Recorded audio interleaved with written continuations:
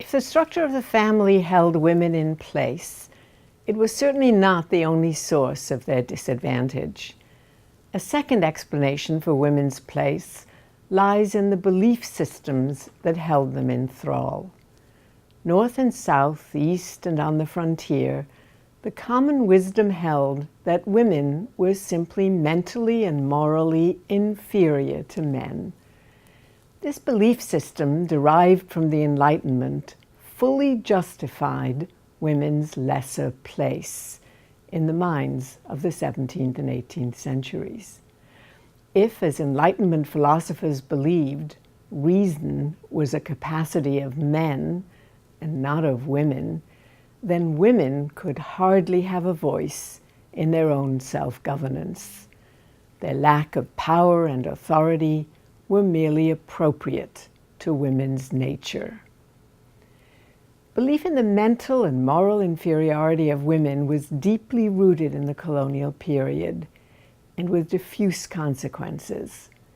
It rationalized women's exclusion from governing bodies and courts of law. The belief translated into lesser places for women in the church.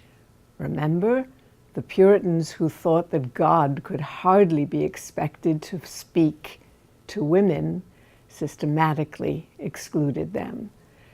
It justified the secondary position of women in families represented by a male head.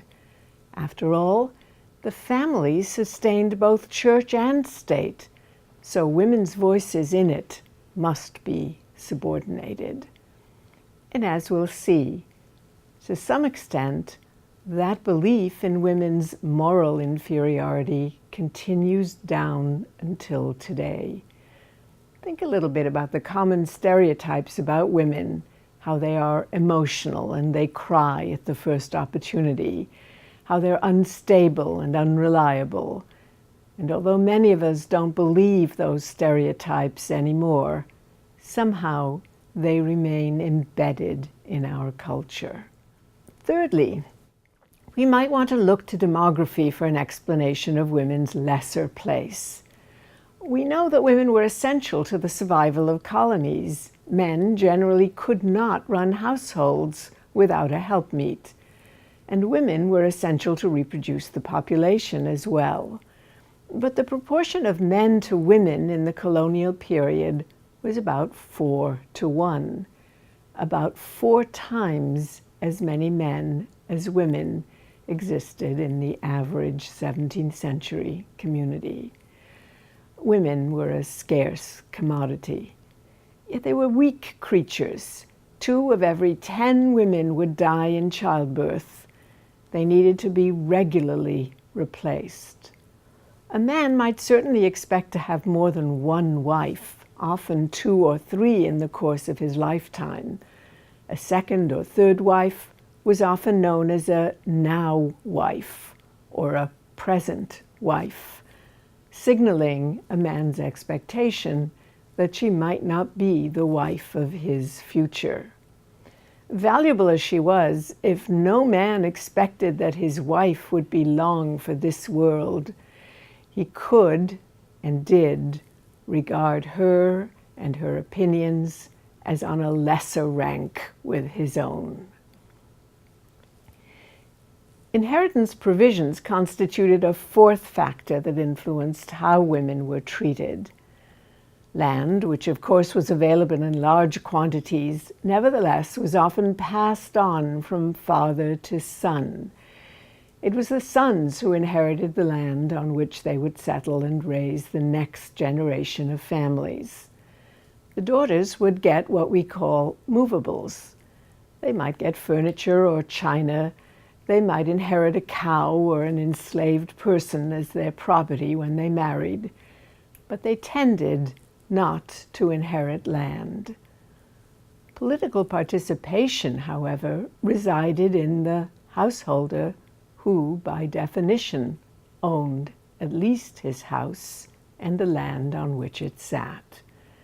Ergo, daughters could not participate in the polity. The exception to this rule was the wealthy widow.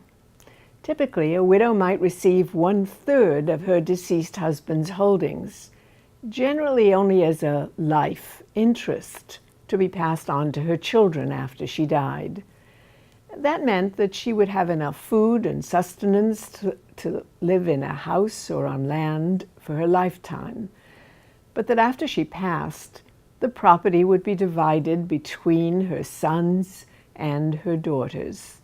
The land to go to the sons, and the movable property often to the daughters. The widow thus had no control over her third. But if the widow inherited a substantial third in her own right, or if her husband had been a generous soul and left her with property in her own name, then she was a good catch. A second husband would acquire the inheritance or control over it. These circumstances placed the wealthy widow in an awkward position. Until and unless she remarried, she would be much sought after. As if to reduce her bargaining power, she often found herself the butt of lewd conversation and painful gossip. Only the bravest woman could remain without a husband, and so most widows remarried at the cost of being able to control their own resources.